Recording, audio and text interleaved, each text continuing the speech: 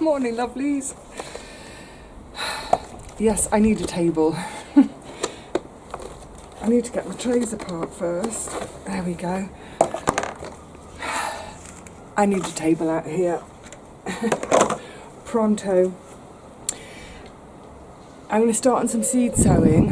I'm actually going to do it at the kitchen table though, because this is way too walks. But I'm just doing the mucky bit out here for now. Of filling my modules. I've done 4 already. 4 of my big ones. And then I'm just going to do 2 little ones. Tip and pour, maybe quicker.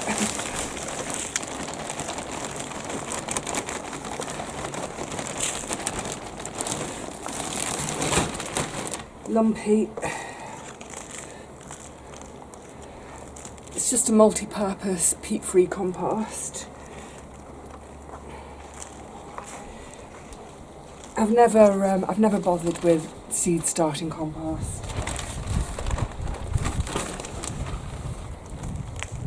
This is so awkward. I've actually got it on a sheet of the packing paper, that packing paper. I'm so glad I kept all of it. It's going to be so useful. Stone. So I've got it underneath this for now, so that when I've finished, I've spilt loads, I can just fold the paper up and scooch it back into the compost bag, so I don't waste a single drop of it. Oh, the sun's trying to come out. It was a very wet night. I'm going to have to change my leggings in a minute because this chair was wet. I didn't think to look before I sat on it. Got a soggy bum.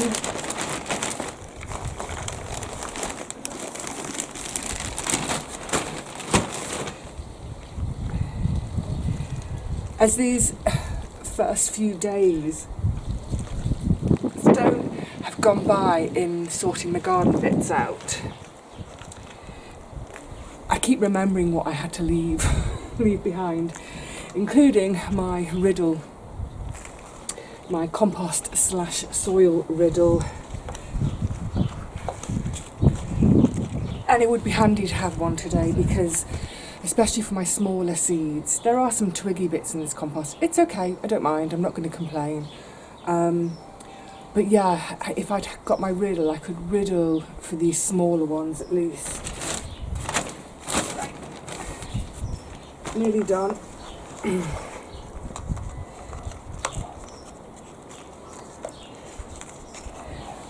Isn't that what kitchen tables were invented for anyway? Not for eating meals at, but for sowing seeds at. Let's use this one to press, just give it a firm, so there's no little air pockets in there. Right, let's get sowing. Just tidy up after myself. I am going to be sowing when we go in now, but also talking about approaching a brand new garden, some of the really basic stuff to think about, look at, etc., etc. when you're starting from scratch. Right, to the seed sowing table we go. Thank you, wood pigeon. Right, getting myself organised, surrounded by stuff. Let me just start with, I've got a couple of props I wanted to show and share. I've shared a couple of photographs by now on Facebook. I was talking about my wall weeds. Say weeds in inverted commas. I didn't plant them, they've self-seeded, they're gorgeous.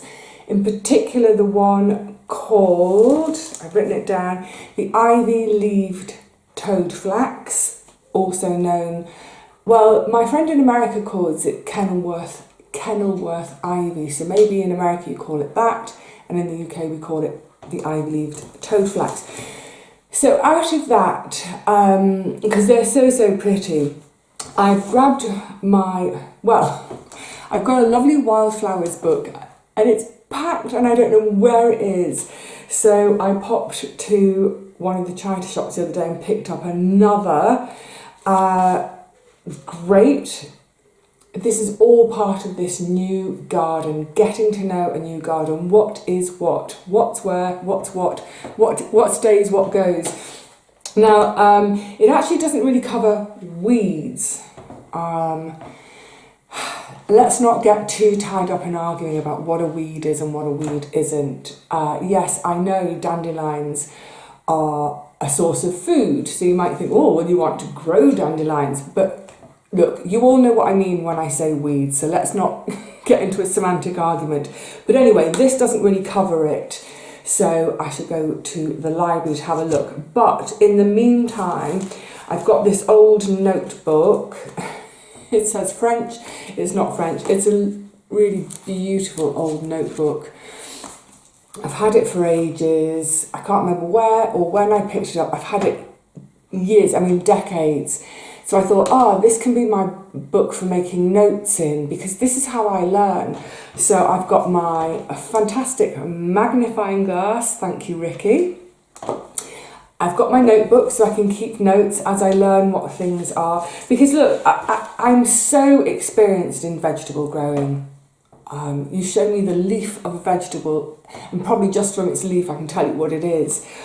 Everything else, there's a lot of stuff I don't know. There are quite a few wildflowers I know from my childhood here. I was brought up in the fields around here. So things like, field scabious and field chamomile and bird's foot trefoil, cow parsley, all those lovely field and hedgerow flowers I'm quite good on. But anyway, so for me, a new garden, part of getting to know it is studying. So I find something, I don't know what it is, let me identify it with a book, let me make my own notes, let me look really closely with my magnifying glass, and also, this is what I want to share with you. This is my flower press. My grandfather made this. He used it as a tie press. I think he was using it as a tie press, and gave it to me when I was about 5 or 6, because I was showing a real sort of keen interest in when we would go out, exactly the same as I am now. What is it? What's it called? What does it do? What's it useful for? All those questions when I was really tiny. So I was given this to start my own little collection, my own little, stick them in your book, identify them. So I've already started. I've pressed a couple of the flowers of the weeds because they're so pretty. When I opened it to find a clean couple of sheets of tissue in there, the last time I used this flower press, and I can't remember when it was, but as I opened it up, a 4-leaved clover. I'm pressing a 4-leaved clover. Anyway, so that's some of my bits and bobs. Right, am I going to be able to talk and sew at the same time? Maybe not. So, okay, brand new garden. What are the most important things to think about, to learn about, right at this early stage? Orientation. The orientation of the garden is really important. Of course, I would love a south-facing garden, and when I was looking at properties, as soon as I saw a property that I liked the look of, that I thought it's worth me coming all the way down here to check the property out, I was of course looking to see which way the garden faces. And this one, it's not ideal because it faces northeast. It's really not ideal. However, having been searching for property for 2.5 years, everything else about the property ticked all my boxes. I thought, you know what? It's a bit of a garden. I will make it work. So I've been out. I've got my little pocket compass. It won't work when I'm showing it to you like that because, of course, it needs to be flat. So that was one of my first. Yay! I'm back to having black hands. So that was one of my first jobs, was to properly orientate the garden. Where is north? Orientate the garden that way, but also observe the sun, observe what the sun does. I was talking to, and also talk to the neighbours. So I was talking to my down neighbour, and you know, look, it's April still. So for me, I'm filming this on, I think it's the 22nd of April. You'll see it, I think, at the end of the month. But anyway, I was saying how delighted I was that I'd got that tiny little bit of sun on that bed. And I was sort of saying to her, look, I'm going to try to grow some tomatoes and possibly beans here, but please, please, please tell me if I'm casting too much shade into your garden. So their garden is way down from, their garden is about 6 foot lower than mine. That's how steep our hill is. So they're 6 foot below me. So I said to her, the last thing I want to do is be one of those pain in the backside neighbours that plants a load of tall things and suddenly, because I can see where they've got their comfy garden furniture with the dog lies on, the dog's lying there in the sun. I said, please tell me if it's too much shade and, you know, I'll rejiggle the garden. Anyway, the point is, I was talking to her about the sun and planting some tomatoes, and she said, as we progress into summer, she said, you will get more and more and more sun. Obviously, because the sun's getting higher. So if you've got a new garden, yes, around about now, April, March, ideally sort of March, because specifically with veg growing, we want the sunlight. Track it to see what it does throughout the year. And I'll be doing that. I can't find my official garden notebook that I've had for years. It's packed still. So I'll use this book for now to make some notes. Check out where the sun is. Check out where the shade is. You'll feel it yourself. I can feel it when I go out there. Where are the cold spots? So I know a lot of folk were saying about my tall wall to grow fruit against it, espaliered fruit. I mean, that would be so lovely, wouldn't it? But it is cold there. You can feel it. It's the drop in temperature from one side of the garden to the other is remarkable. I would say there's probably a drop of, I don't know, by summer it might even be a drop of 10 degrees. So go and feel around. I don't know yet, but are there frost pockets? So again, observing your garden for the full year. Are there areas of the garden which I'm thinking where my shady bits are, they're going to be colder, and it might be that they become frost pockets because the sun doesn't get to them to warm them up. Think about, again, it's a feeling thing, and again, it's not something you can do in one session, but whenever it's a windy day, go and stand in your garden, feel where the wind is coming from. Is there a prevailing wind direction? So when I had my allotment, the prevailing wind was westerly. So it came sideways across the garden. So just in terms of if you're thinking about putting up taller structures, is the wind going to pass through a tunnel of runner bean canes, or is it going to hit a row of runner bean canes side on? Because if the wind's going to hit it, it's going to take them down. So maybe orientate them to let the wind pass through. Check out where your wind is. In terms of, then you're going to start to think about the layout of your garden. You know, where do you want to have things? And obviously the sun is the key factor for me because I want to grow veg. But just in terms of where do you want to have your table and chairs? Where do you want to sit? I'm a sun worshipper. I love being in the sun. I have friends who, hello Richard, who need to be in the shade. So perhaps I'm thinking about it already. I think there's a spot where I can have a table and chairs where if I sit this side, I'll be in full sun. If Richard sits this side, he'll be in full shade. But just in terms of, it's especially true on an allotment, with your pathways, when I sort of talking about accessing everything, if the pathways are too narrow, you're not going to be able to get a wheelbarrow along the pathways. I don't have my wheelbarrow, that's yet another thing I donated to the allotment site. But are you going to have paths wide enough to get a wheelbarrow down, and not just get the wheelbarrow down the path, but to turn a corner onto another path? For me, access here will be thinking in terms of from the back door, the flow either out to the veggies, or the flow to my table, or the flow to the compost bin. So you start to kind of think about the structure of the garden, because things become permanent, don't they? And if you put it in the wrong place, like years later you're saying, oh, this path's too narrow, I'll widen it one day, and you never get round to it. So try and think about that sort of stuff right from the beginning. Your layout. So things like, for instance, as well, the route from where are you going to have water.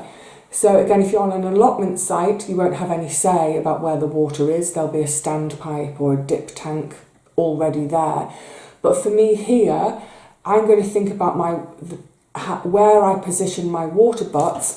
Of course, that's dictated by where the building is, and therefore where the gutters are, so that therefore I can get a pipe coming down from the gutter.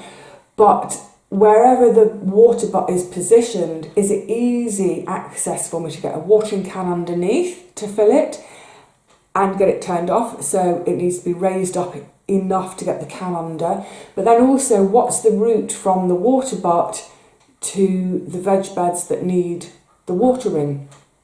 Is it straightforward enough, or have I made myself a really zigzaggy circuitous route? Access to the shed. You get the drift, all your access points. Right, now moving on to the fun bit, soil. You could do a pH test. I've never done it. I've never done it. All these years of gardening, I've never done a pH test on my soil. You could, of course, there are loads and loads of kits available. I mean, for most of us, we are going to have a neutral to slightly alkaline soil. Sorry, hard to remember. Acid soils are rarer, and you actually want acid soil in some cases if you're growing blueberries, for example, if you're growing heathers, and think of all the woodland things like azaleas, that sort of thing.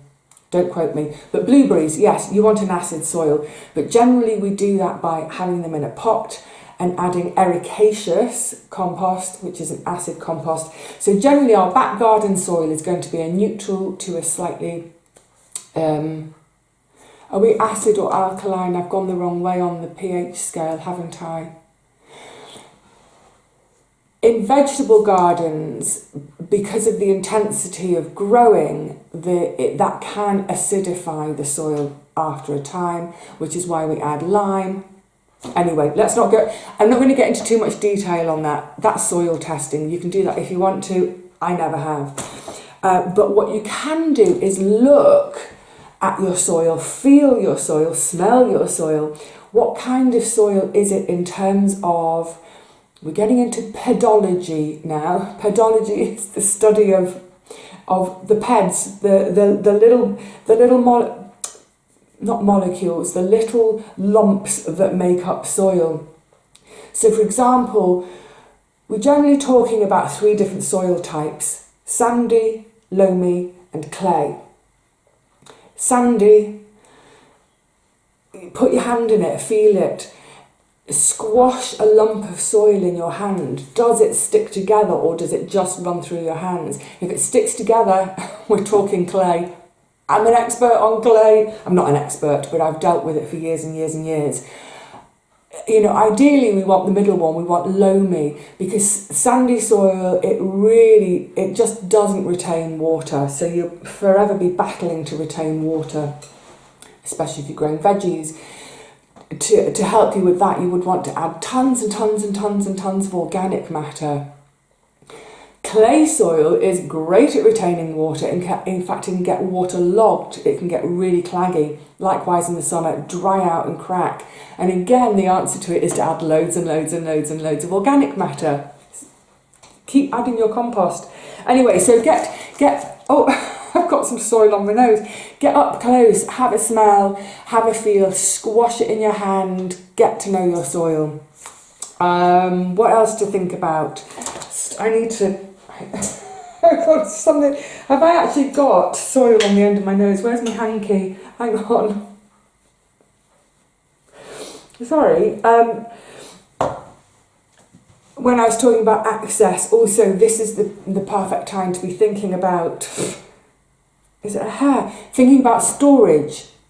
Where are you going to store all your tools? Well, you know, by now I'm keeping the outhouse. That first video when I talked about that I'd thought about knocking it down, that was what I'd thought about whilst I was still in London. And in my head, it was... in my head it was completely different. I'd remembered it as brick and pretty ugly. I hadn't remembered the fact that it was stone, it's Purbeck stone and gorgeous, so of course I'm not going to knock it down. And also, money-wise, I don't have the money to do it. So I've got the perfect storage place, but think about where you're going to store your tools and all your bits and bobs. It needs to be accessible, because if it's a massive palaver to get your tools out because they're buried under tons and tons of other crap at the back of the garage, it's going to put you off getting out into your garden, and before you know it, the weeds are going to take over. So make your tools easily accessible. Yeah, all the structures and your access points, it's all sort of part of the same thing. Composting area. So in the next garden video, I'm going to be setting up my composting area because my compost bin has arrived. When you're setting up your compost bin, again, thinking about access. So for a home composter, how is it quick access from the kitchen to go and put my kitchen scraps? Is it from the compost bin to the veg beds or the flower beds? Is it you know, quick access? But also, it's not just the access of putting the compost in the top, as in your plant material in the top, your waste, but how easy is it to access when you want to get the good stuff out of the bottom?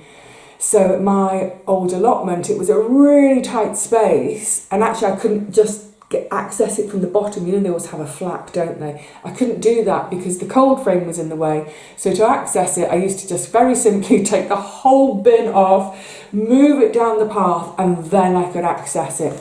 But yeah, when you're positioning your compost bin, think not only about the access for putting your waste into the top, but how are you going to get that gorgeous compost out?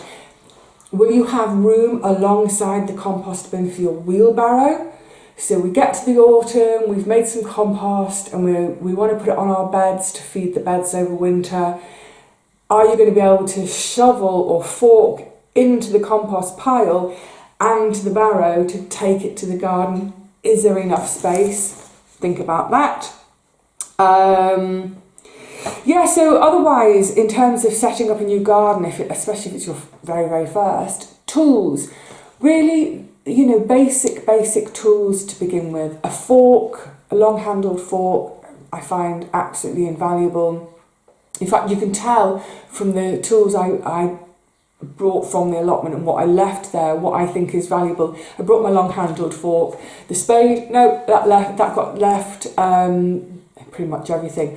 But yeah, a long-handled fork, a trowel, preferably a hori-hori knife because they're really useful, and some pruners will see you a long way.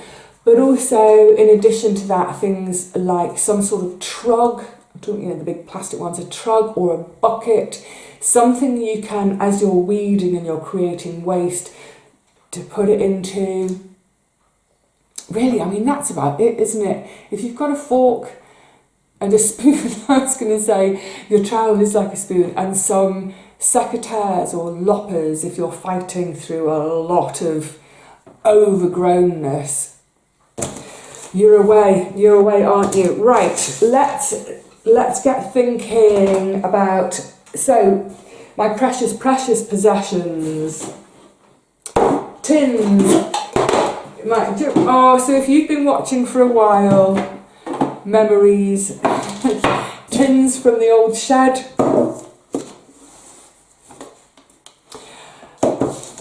This is my precious. This is my own personal seed library from years and years and years of growing, from years and years and years of choosing the best example of my veg each year to save the seed from. Yeah, precious. And that's my box of labels. Not precious, but very useful. So I'm thinking, oh, I'm getting chilly now. I'm sat in here. The kitchen does stay, this is the coolest room in the house, which actually is great for a kitchen, but when I'm sitting, rather than running around cooking, not so great. Anyway, that's flowers. I'm not worrying about that at the moment. So, plans for my brand new garden this year. Essentially, it's to get on top of weeds, so the grass that's in all the cracks, and I need to get on with it pronto before it starts to seed. So yeah, just getting rid of grass and trying my hardest to eradicate the Spanish bluebells. They are an invasive, non-native species. They will take over. So get them out. There's some dandelions I've seen. There are plants out there. There's some crocosmia in the shady end. Oh, and I saw the other day coming up in the sunny part, there's some cosmos, which, lovely, reminds me of my allotment. So I will weed carefully, and those plants that I want to keep, weed around them. But yeah, that's going to be the main focus for now, is just to tidy up in terms of the weeds and to observe my garden for a year. What's the sun going to do? That's the big one for me. But I can't help but want to get a few seeds in. So I am going to today, now it's quite late for some of this. I'm going, right, firstly beans, and it's not too late for these, this is fine. I've got, I don't know how many is in there, there's only about 4, Gigantes, and my beloved Coco de Pampol. I really hope this is Coco de Pampol and not Coco Sophie, because Coco Sophie is the climbing version, and I want this, which is the bush version. So they're fine to start now. That's all I'm doing by way of beans. Don't forget, I've got far less space here than the allotment, and I have to keep reminding myself of that. Instead of sowing beans, sowing 100 Coco de Pampol, or even, actually no, in those beds I used to sow 150, 200. This is going to be sowing, 20 of something, so a tenth. So that's, it's not too late for them. These are the ones where I think, I'm pushing it a bit in terms of the time. So, Gardener's Delight tomatoes. So I'm going to do some tomatoes. I've got somewhere, I've got leftover courgette. I've got the very last of some Waltham butternuts. And the thing I was thinking about the Waltham butternuts is, if I don't get that bed completely tidied before they need to go in, this can trail over the top of weeds, frankly. I'm going to try and weed it. And then what I thought also, I'm going to get some spinach and some chard going in the modules. Start them in the modules. I'll start them in these little ones. Don't tip it on the floor, Vivi. I'll start, can you see, these are the small ones. So I'll sow 2 or 3 or 4 per module. Then as they grow, I'll take the whole module out as a plug plant. I don't thin them, I just take it out, it's its own little plug plant, and plant them. Because also, before I get on to also, so because it's a little bit late for tomatoes and squash and courgette, normally I would start those sort of at the end of March, so I'm about 3-4 weeks behind. It's not too late, put it that way. And also, I've got some seed, why not give it a go? This is why I need my own gardening notebook, because there was one year when I did things really quite late. I think I was into May before sowing some squash, and it worked fine, but I want to double check that. But it doesn't matter, I'm going to do these anyway. But for the tomatoes and the squash, they're going to stay indoors for now. At night, they'll get the propagator lids because it gets quite chilly here at night. So I'm going to have them in the front room, on my desk, in the window, morning and afternoon, because it's really, really sunny without the lids. And then as we get into the evening, I'm going to take them off there, move them probably into the bedroom because it's warmer in there with their lids on. So it's going to be a bit of jiggery pokery, but that front room gets quite chilly at night and I don't want too much variation in temperature.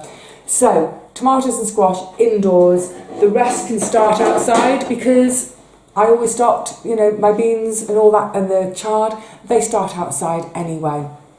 Now the other thing, I just realised I'm going to start wrapping up.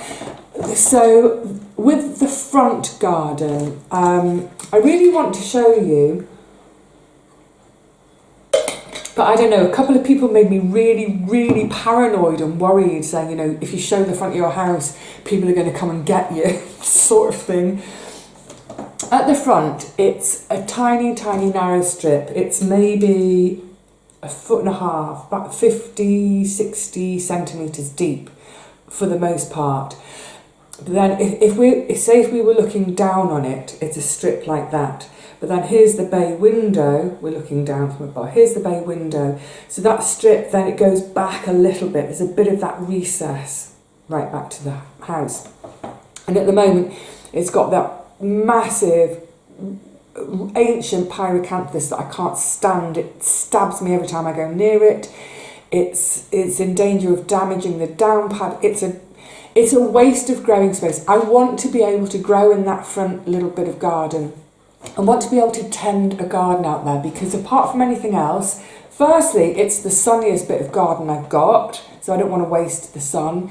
But also, I want to be able to tend the garden out front because then that's how you meet people. Going up and down the road, you meet all your neighbours. Oh, hello. Oh, it's nice to see you doing the garden. It's how I made friends in London. I had a front garden. Well, it wasn't mine. It was the upstairs flat. But she was poorly, so I said, I'll do it for you. And that's how I met all my neighbours, by doing the front garden. So my plan for it is, because it's so sunny, I want to have some lavender.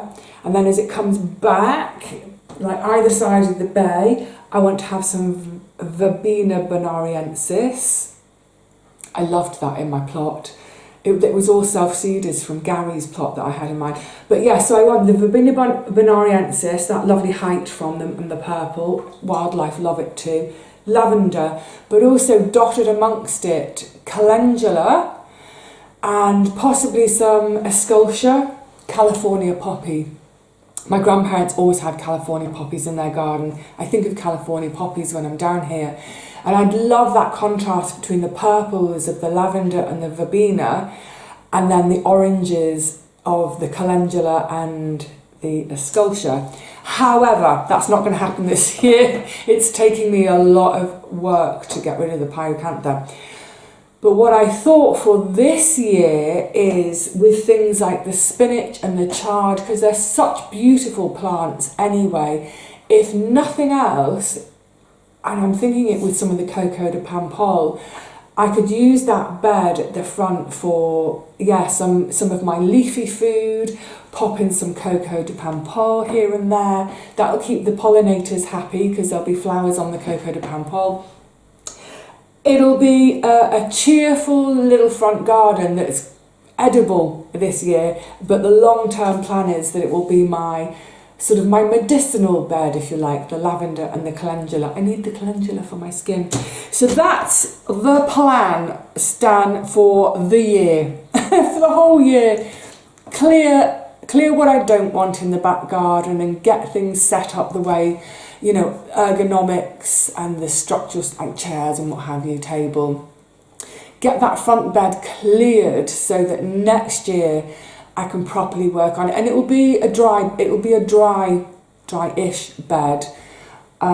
So in terms of what I'm planning to plant in there, they are plants which are happy in poor soil, so I won't be needing to add compost particularly. But once that pyracantha's out of the way, then I'll be able to properly.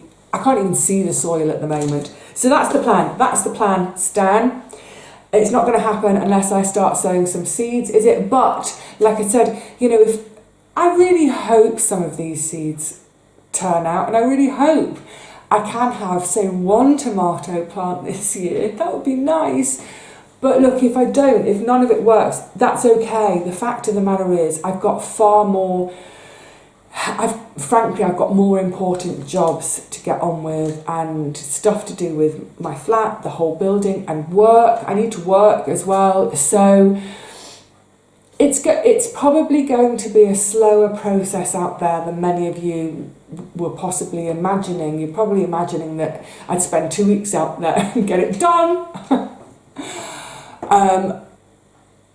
That's the sort of thing, if I was working, if I was employed by someone else, I probably would say, take 2 weeks off work, take 2 weeks of annual leave, just as I did when I was nursing, take 2 weeks off and blitz the allotment, blitz the garden. But I don't work for someone else anymore. There's no such thing as annual leave. There's no paid holiday. So yeah, there's no time off. Anyway, I'm waffling now. Yeah. It's beginning, and I'm so excited, and I'm just happy. I'm just happy to have dirty hands again. It's the best thing in the world, having dirty hands.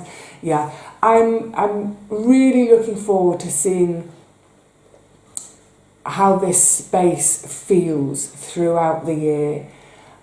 It's really early days. I love being out there when it's a sunny day. I love being out there. When the sun goes in, it does feel like quite a cold garden. But again, it's April. It's only April. I have to keep remembering that. I can't wait to experience the garden in July and August and September here. So, but let's not wish time away. All right, lovelies, I will see you again really soon. And the next time we're in the garden, it's going to be about creating an area for composting, and we'll probably chat about other stuff as well as we go. So until then, happy gardening to all of you, and I will see you really soon. Cheerio.